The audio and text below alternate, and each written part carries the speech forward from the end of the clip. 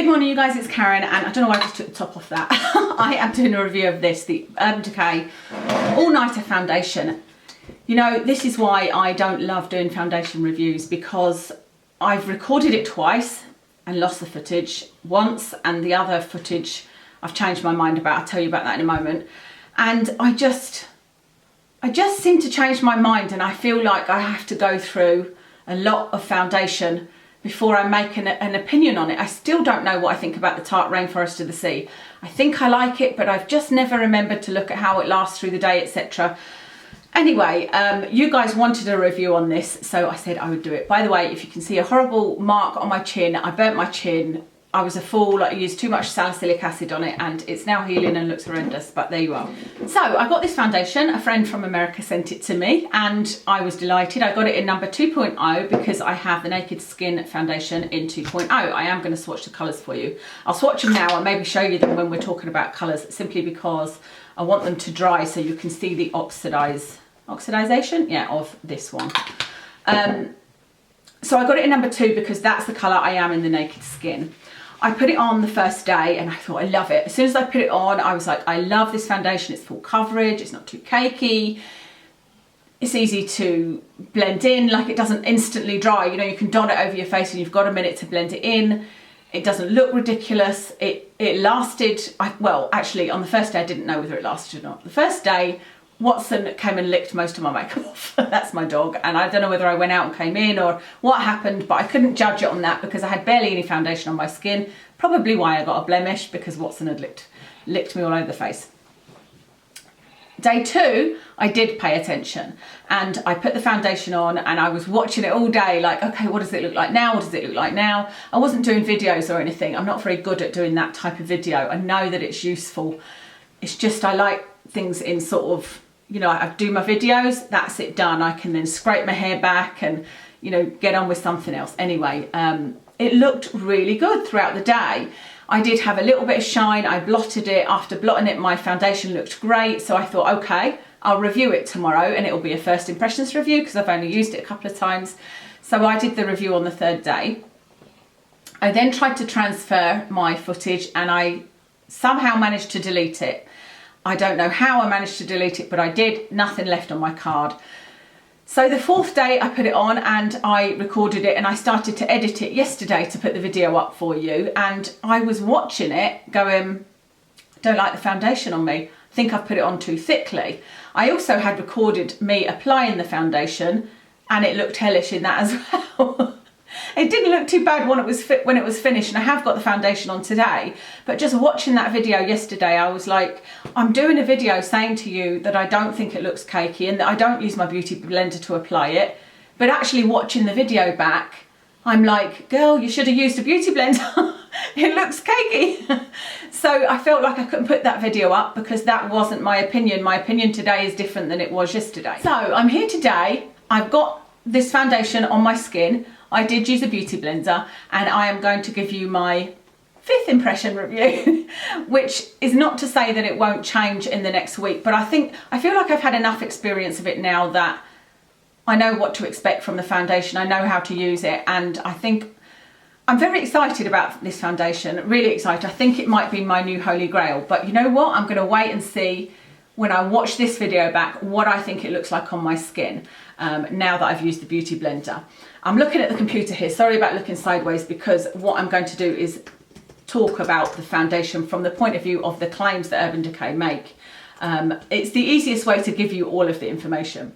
Okay, so there are 24 colours. I'll talk about the colours when this one has dried. That is the number 2 from the Naked Skin. That is the number 2 from the All Nighter, but we'll wait until they are dry and talk about the colours. Let's look at the product description. So it says that it is, oh, I've missed it. It says that it provides full coverage with a modern matte finish. I definitely think it has full coverage. That hasn't changed with any of the 4 times I've applied it, or now 5, including today. Definitely has full coverage. And, you know, if you go ahead and put a whole pump on your brush and start to use it, you're like, oh wow, maybe I've used a bit too much, maybe I need to be a bit lighter handed. And that's certainly what I thought when I had filmed that, me putting it on, and even when I was doing it the first day in my mirror. So I just am a little bit lighter handed with it now. So definitely full coverage. Towards the end of the video, I'll compare it to things like the Marc Jacobs Remarkable, Estee Lauder Double Wear, that kind of thing. So yes, full coverage. With a modern matte finish, I don't know what modern matte is, but they refer later to it being matte, not flat. And I would agree with that. I don't think I look flat. I guess you guys will be able to tell me more on that than I can, whether or not I look crazy matte or whether it looks like a modern matte. A modern matte finish that never looks overdone. I don't agree with that, never looks overdone. And I didn't agree with that at first, because I thought, well, you know what, it depends on who's applying it, how much you're putting on, whether or not you've got the right colour for you, because let's be honest, if you get the wrong colour and it looks, you know, your face looks darker, that's when you can look overdone, because it's obvious that you've got foundation on.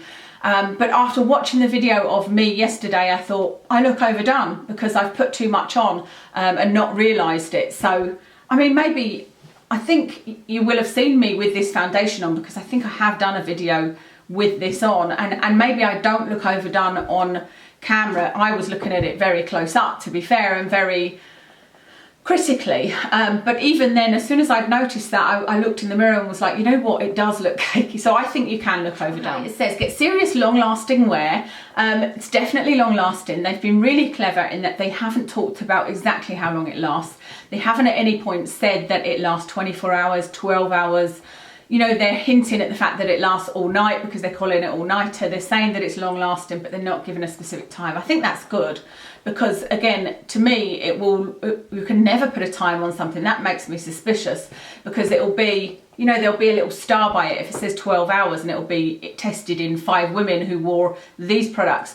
And so it'll depend what moisturiser you use underneath, what your skin type is, what you are doing for those 12 hours, whether you are running around crazy or just sitting at a desk. You know, there's a lot of factors about that, but it is long lasting. I noticed on that second day where I was really paying attention that I would say I put it on at 6:30. I always put my foundation on at 6:30 and it was still looking good about 2-3 o'clock in the afternoon.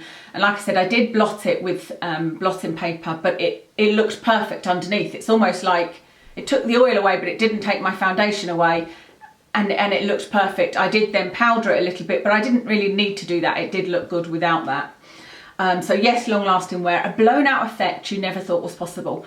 I've got to be honest, I have no idea what that means. I don't know what a blown out effect is. So you guys can perhaps tell me on that as well. Do I look like I've got a blown out effect? And what is that? Let me know. It's perfect for all night affairs and other scandalous activities. Our revolutionary formula is also comfortable enough to wear every day. I have to say, I totally know what they mean by that, because I've got a couple of foundations that I would probably wear just for special occasions. One of them is actually, I haven't even kept it, but it was the Marc Jacobs Remarkable. That's one that I would only wear of an evening because after a few hours it looked kind of cakey and it felt heavy on me. And I had another one like that. It was the Estee Lauder Maximum Cover. I still use that for concealer, but I used to use that when I was very young in my 20s as a night out foundation. And even then it was so thick I'd mix it with moisturiser, and I know it used to show up nose to mouth lines that I barely had and that are definitely more noticeable now. But it used to feel heavy and I would never have dreamed of using that in the day. But whereas this one, it doesn't feel heavy at all. And that's why I was able to put it on and it was thick, but it didn't feel like it until I watched myself back. I was like, oh, okay, it looks a little bit cakey, but it doesn't feel that way on your skin at all. While Naked Skin complexion products are demi-matte, All Nighter liquid foundation is completely matte, but never flat. And it's oil-free. I'm not sure what I think about it being oil-free. I used to always look for oil-free products because I had oily skin. I should say that I've probably got normal to oily skin. I mean, it's not normal because I do get breakouts and whatnot. So probably oily, but not as extremely oily as it used to be.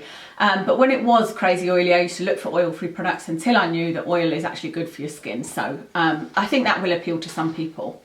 It says we loaded this formula with an insane amount of pigment, about 3 times as much as the Naked Skin liquid makeup.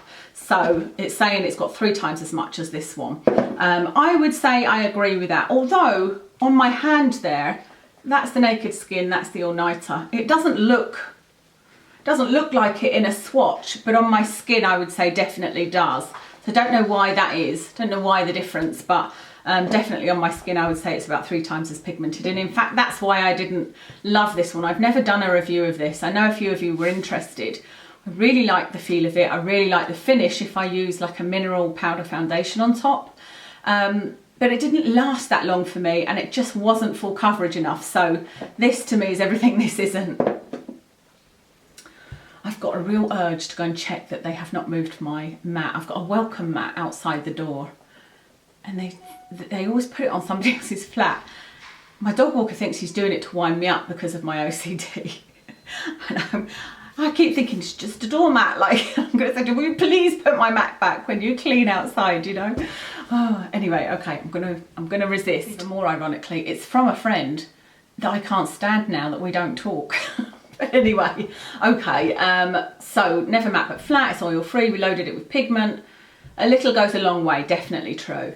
No need to build coverage or apply multiple layers. I would say that in 90 to 95% of the cases that is true. I did put another layer in my T-zone today because it's so pigmented and I was putting too much on before. I've now probably gone the other way and I'm putting the tiniest amount on. So I did build it up and I think it builds lovely.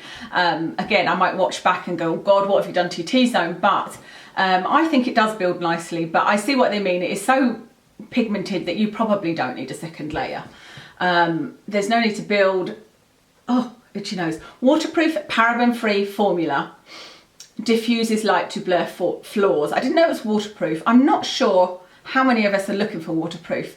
I think that if you see something waterproof, you immediately think it will be long lasting, but with oily skin, waterproof isn't going to make much of a difference. I think obviously it'll make a difference if you're a swimmer or something like that, but even then most foundations are probably water resistant in that you could pour water on them and they're not going to drip off, you know. So I don't know about the waterproof claim, but paraben free I think will really appeal to people, and I have done a video on parabens that I don't know whether it'll be up before this one or after, and in that I'm saying that if I find a product that is paraben free and I've got another one that I like as much but it's got parabens in it, I would more than likely choose the paraben free one. Completely exclude my opinion, a lot of people I think will be happy to buy something paraben free, will be looking for that. Diffuses light to blur flaws. See, I struggle with that one. I never really pay attention to any light diffusing properties. But I have to say this is the first oil-free matte type foundation that I've seen with light diffusing properties. But it's not something, I just think there's no way to quantify that. I can never look and go, oh yeah, it's light diffusing. It's just not something I see. And especially if, like me, you put a powder over the top, you just think, am I going to see the light diffusing properties underneath? I don't feel like this particularly blurs flaws from its light diffusing properties. I feel like that happens because you're putting pigment on your face. You know, you are covering your redness with the pigment, not with the light diffusing properties, if that makes sense. So I don't know what your feelings are on that, that's what I think. As it mattifies and absorbs oil to reduce the appearance of shine. This one's a tricky one because I haven't had as shiny skin as I have done in the past. If this were this time last year, I would have been able to test this foundation to the max and tell you, especially at the time where I was working in an office and, you know, sitting in an office all day, I could literally tell you how many blotting papers I went through and how often I used them. Whereas now I will put my makeup on and it comes off at different times during the day. Sometimes at lunchtime if I washed my hair and it's taken some of my makeup off. Sometimes the end of the day, you know, it comes off at different times and I don't necessarily notice if I'm shiny. But like I said, on that second day where I was really trying to pay attention to it, I did blot once through the day and that was it. And I would say that that is about normal for me. So in my experience, which isn't much, it hasn't done a huge amount for shine, but neither has it made it worse. And as I'm sure I've said before, I don't think that reducing shine is the job of cosmetics. I feel that oil production, which is mostly where we get shine from, I mean you get a little bit from Botox, but I think it's the oil production that we're trying to reduce, and the shiny oily areas, I think that comes from, what would I say, 70% internal processes and 30% maybe can be affected by cosmetics, maybe even more, maybe 80-20, because it's about your hormones being balanced. There are things that will aggravate and make you produce more oil, like if you use too harsh a cleanser on your face, if you use too much alcohol, it will dry your skin out, it will think it's got not enough oil, so it will produce more from its internal process. So there is an effect of things you're putting on it, but I would never buy like a face powder that says it's going to keep you matte for 12 hours, because just in my head that isn't possible. I think that you can use products that will help, but they have a small effect, and you would need to use the right foundation, the right moisturizer, the right primer, the right setting powder. You know, if you use a setting spray, that will probably help, however it might affect things. I just think that the biggest shine free control will come internally. So that's not very helpful, is it? I suppose, well, maybe it's helpful, because what I'm saying is I wouldn't personally pay too much attention to a powder or anything that says it reduces shine. Just try to use products that are geared towards your skin, and you know, work on your hormone imbalance if that is a problem. Don't use products that are too harsh for your skin, that kind of thing. But don't think that a foundation is going to be the cure to all your problems. I have been in that very trap myself, because you're desperate if you've got very oily skin, or I was anyway, because my very oily skin was causing really bad acne, and it was just so depressing. And so if something at that time said shine free, then I would grab it, and I was always disappointed, you know. It says, with a wide range of meticulously calibrated shades that align with our existing naked skin liquid makeup shades, it's easy to find your perfect match. Okay, I kind of agree with that, but from the reviews that I've seen from other people and from my experience, I would say that it's not that straightforward, because, so this, I don't know how it's going to show when I watch it back, but this is number 2 of the naked skin, and this is number 2 in the all-nighter, and it's now starting to dry at the bottom. It's not completely dry as I hoped it would be, so you could really see the difference, but can you hopefully see that it's drying at the bottom there, and it's completely different colour to the bit that hasn't dried, whereas this is dried all over and it's the same colour as this colour that hasn't dried. Did that make sense?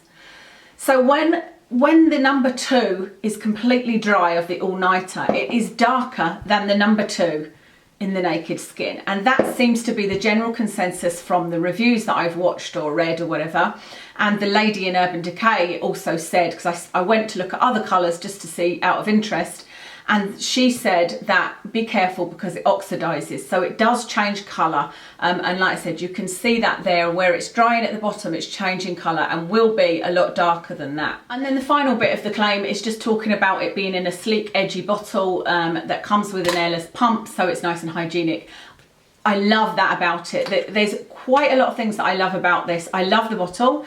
I think that's really nice, and I do have my foundation sitting out on a little sort of white wooden box chest of drawers type thing, so I love the fact that it's a nice looking bottle. They say that it would never look messy, but it has got my fingerprints all over it, so for it to look perfect you would need to, you know, polish it up, but at least you can polish it up.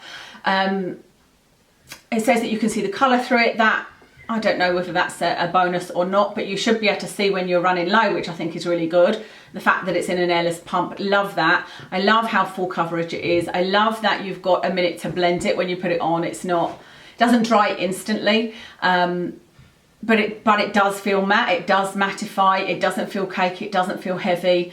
Urban Decay is a cruelty-free company, which is another plus. It's paraben-free. Oh, ingredients. I normally talk to you about ingredients. Nearly forgot that. Okay. The only thing, I've already done this, remember, so I know the ingredients. The only thing that I think might bother people is that there is a lot of silicone in it. Silicone is the first ingredient. However, it has no alcohol, it has no fragrance of any kind in it. So I think that that's really, really good. Really impressive that they can get a formula like this without alcohol in it.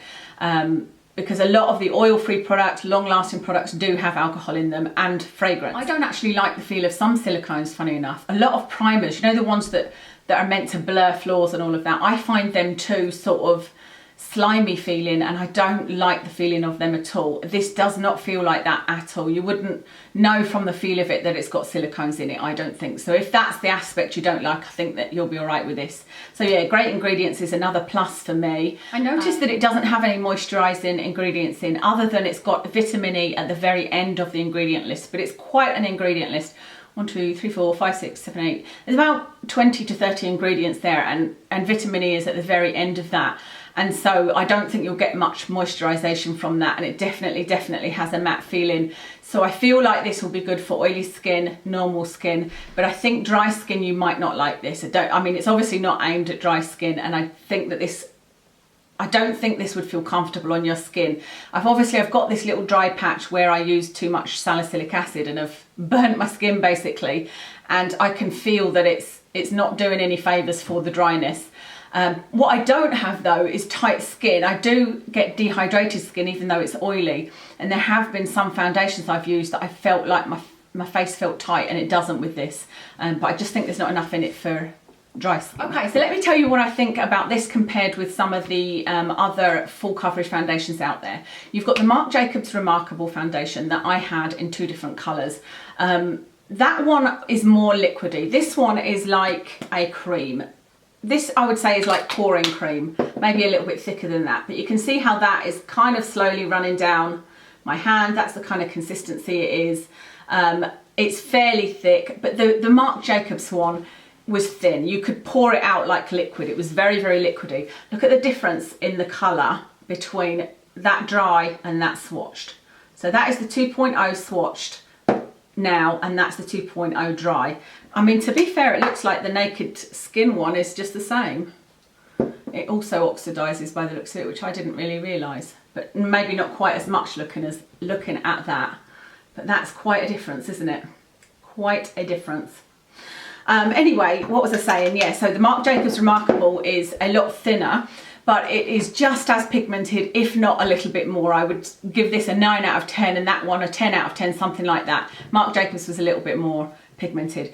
The Marc Jacobs one, however, I feel like felt more mask-like, and after a few hours, it went cakey. It did sort of gather a bit and not look as natural, whereas this doesn't do that at all. On me, it doesn't anyway. It hasn't gathered at all, so love that about it. Current Holy Grail would be the Lancome Teint Idole Ultra, and this compares to that in the way, let me think, this is more pigmented than the Lancome Teint Idole Ultra, but I still get the coverage I need from the Lancome one, but it's maybe that, like, this would be a 9.5 out of 10 and the Lancome would be a 9 out of 10. I do get more coverage from this, but in a different way. Like, I'll need to use less of this to get the coverage I need, whereas with the Lancome one, I would use more to get the coverage I need. And so I think that this would last longer because you're not putting on such a thick layer. So this is probably more longer lasting than the Lancome Teint Idole Ultra. But I'd have to try them like side by side, you know, either one on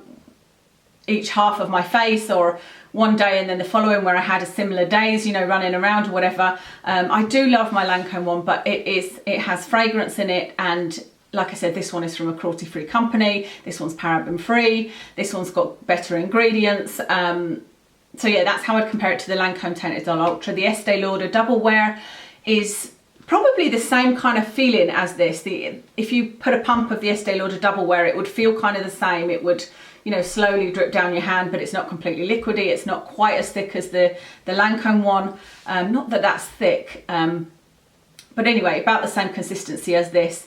But the Estee Lauder Double Wear is another one that I feel you have to apply with a beauty blender, otherwise it can look cakey. You could definitely go overboard.